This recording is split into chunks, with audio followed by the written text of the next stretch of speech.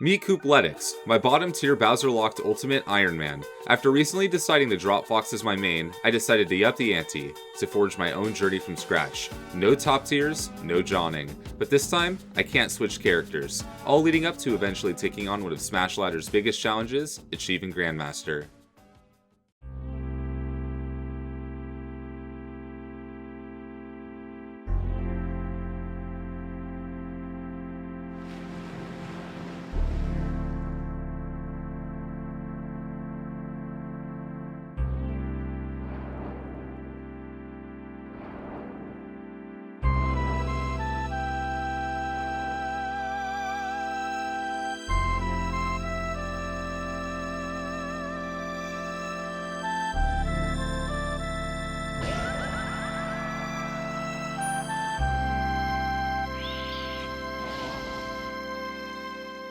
Welcome to the very first episode of Koopletics, the Bowser-locked Ultimate Iron Man Challenge. My name is Jeremy Wishengrad, and I want to be as transparent as possible about the direction of this series. I can't get through this alone, as this is the first time I've ever tried creating something like this, so I'm going to need your help.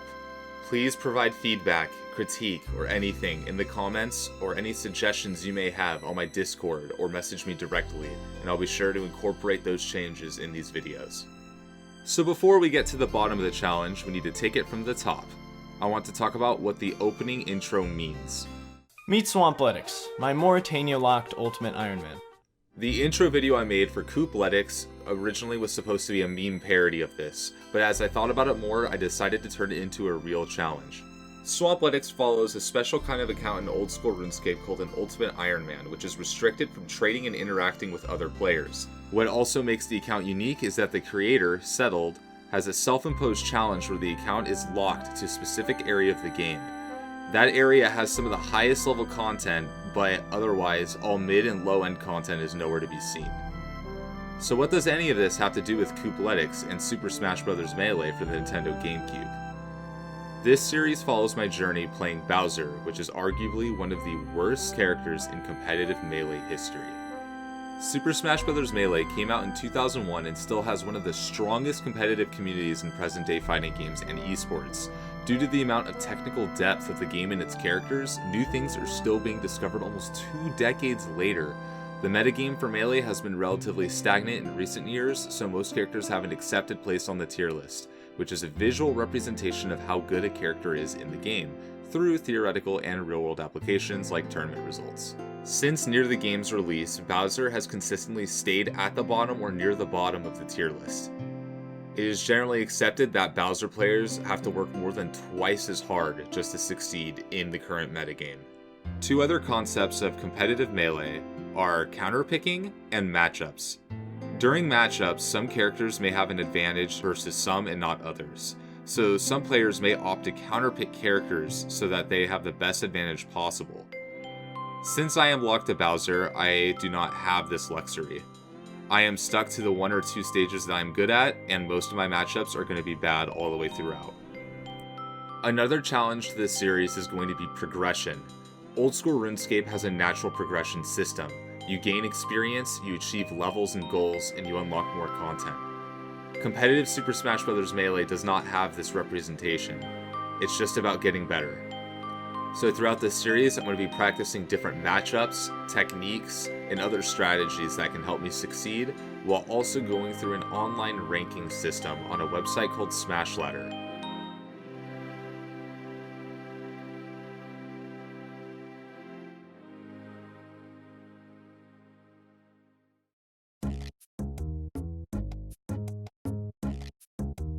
Melee was released almost 20 years ago for the Nintendo GameCube, which had no online functionality.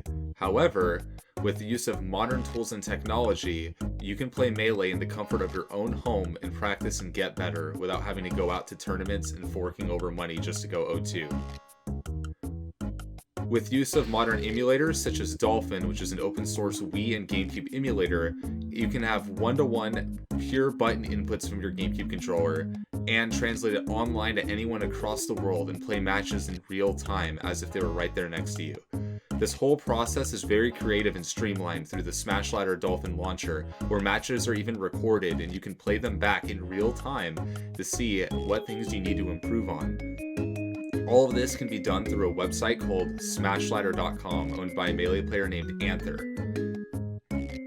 You can find opponents, chat, play friendly matches, ranked matches, close website panes, see people who are online, and view their profiles, how many matches they've played, messages, etc.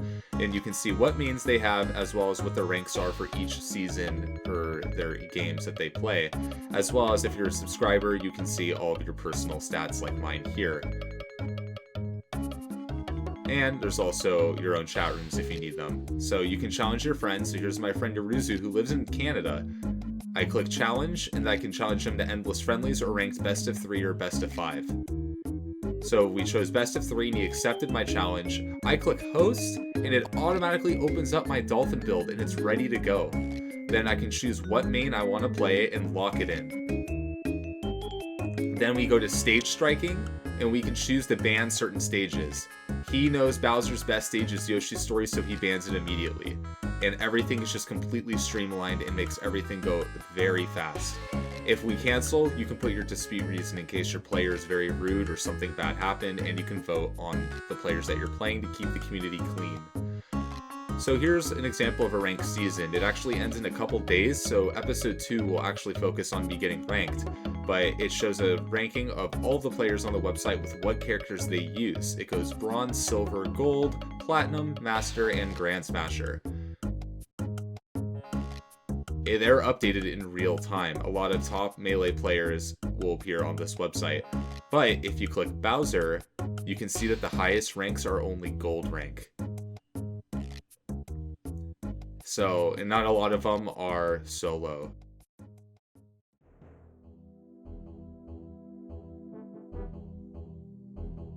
I should mention now that I am not new to playing competitive Super Smash Bros. Melee or playing Bowser.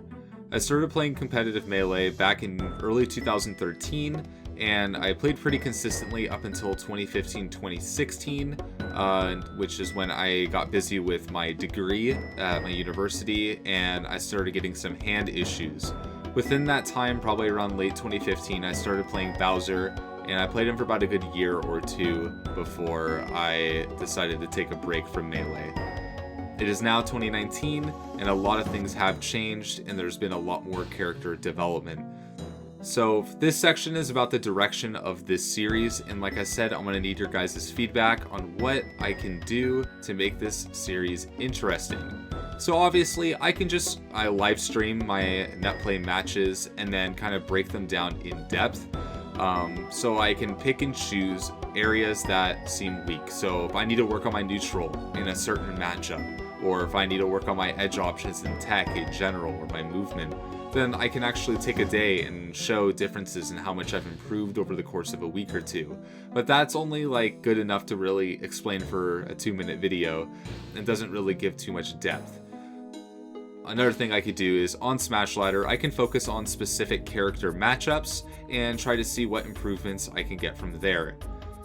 Another thing is co-commentary. I could get a friend or someone that I meet online to help explain what I can improve on with my character to help coach my matches, or someone that I could just play with in general where they can coach me with my general play.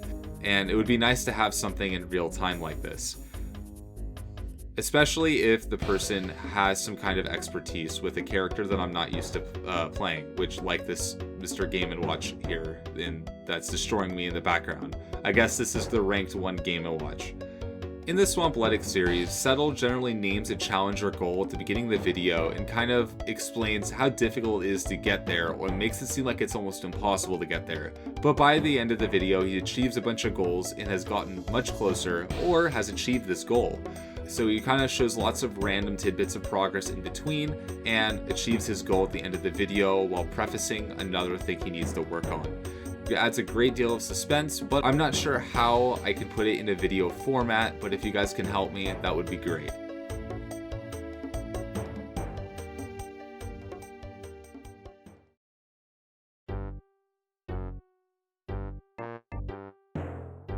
Let's take a look at the latest tier list in 2015. Notice Bowser's placement. He's not the worst character, but he is the second worst. However, a lot of people argue that he is the worst character. I feel that a lot of low tier characters do not get the love that they deserve, and that they deserve to be developed a little bit more than they currently are. Bowser has a lot of unique tools and unique ways of playing that I feel he fills a niche for that a lot of other low tiers are missing. A while back I made a poll in Melee Hell about who is better, Bowser or Kirby, and 170 people voted Kirby while only 49 voted Bowser. A few recognized Melee players like Simna and Eichelman commented on the thread, and a lot of people couldn't really defend Kirby, they just thought Kirby was better. So here we are on Yoshi's Story, which is Bowser's best stage for a multitude of reasons. On the top left, you can see my button inputs and Bowser's current action state. I will turn on Bowser's attribute bubbles. The yellow bubbles represent his hurt boxes or where he can take damage. Red is his hitboxes or where he deals damage. Dark blue would be intangibility or invincibility, which can be seen when he grabs the edge of the stage. So Bowser, what's unique with this stage is his up B, or his whirling fortress, can be used to snap to the edge of the stages just because there are slants in the level geometry. This gives him an easy access way of getting invincibility, and another unique part of the stage is his environmental collision bubble allows him to auto-cancel his landing on the platform on the side. He can take the intangibility from the edge and keep it up until he reaches the platform.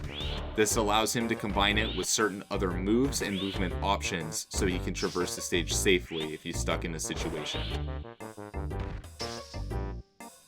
This, however, only works when Bowser is under 100% damage.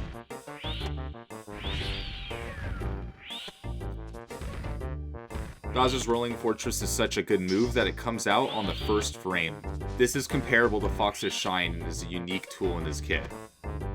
Another unique aspect of Bowser is he's one of the few characters that can keep re-grabbing the edge and contain his invincibility. You'll see that Bowser stays dark blue, except for a couple of times where I mess up and I'm a little too late and he turns yellow, but if you master it, then you can stay invincible.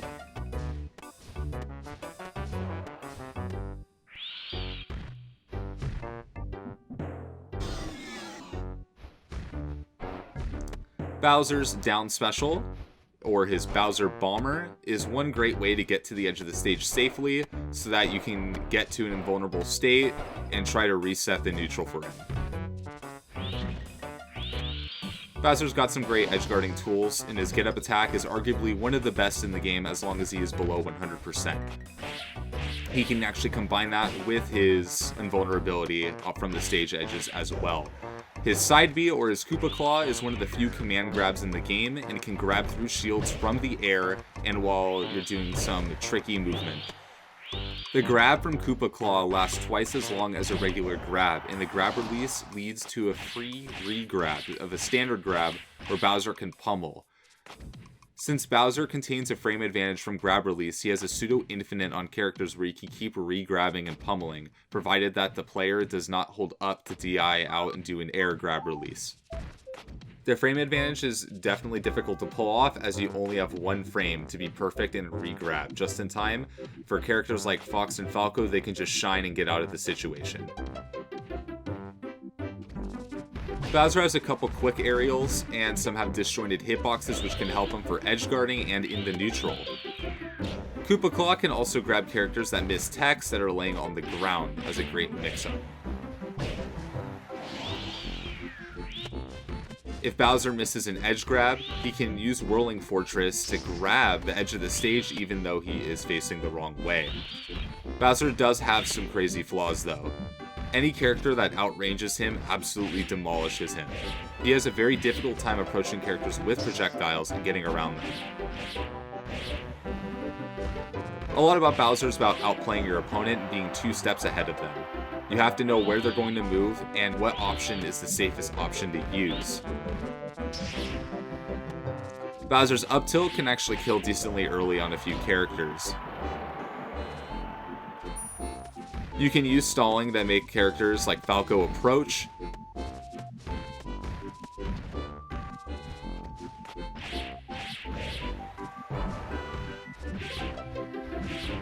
and forward tilt and a couple other moves can hit below the stage.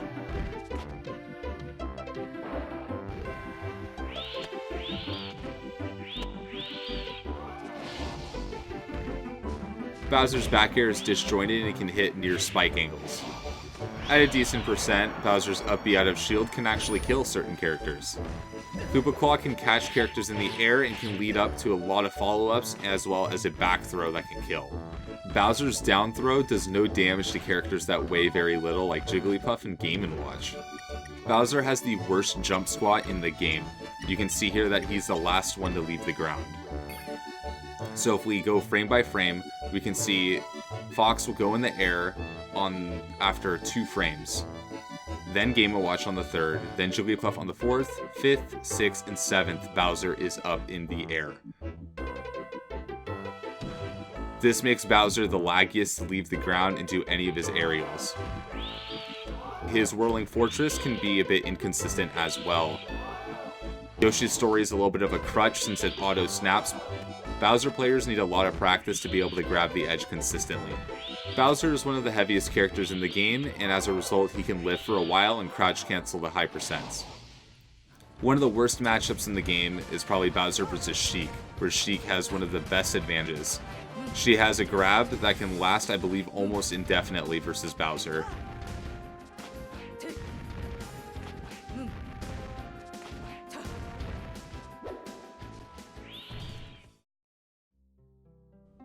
I may be biased because I love Bowser, and playing Bowser gives me some of the most fun I've ever had with the game. He is low on the tier list after almost 2 decades for a lot of reasons. Just because I outlined some in this video doesn't mean that he is some unfound gem. There is definitely a lot of reasons why he is bad. But I do feel that a lot of players need to see a lot of the things that Bowser really can do. In the next episode, we're going to try to get ranked on Smashladder now that the season has reset. I want to thank you all for getting to the end of this video. Please give me any feedback that you have and things that you want to see. Stay tuned for the journey of Koopletics, my low-tier Bowser-locked Ultimate Iron Man.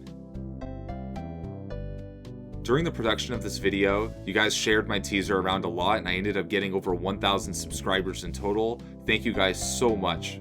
I also want to thank my 2 patrons on Patreon, Hexadigital and SwooshyCube. The artwork for the thumbnail of this video is drawn by Panflakes. Their Twitter will be linked in the description. Tune in next time, Kooplings. Bye bye, guys.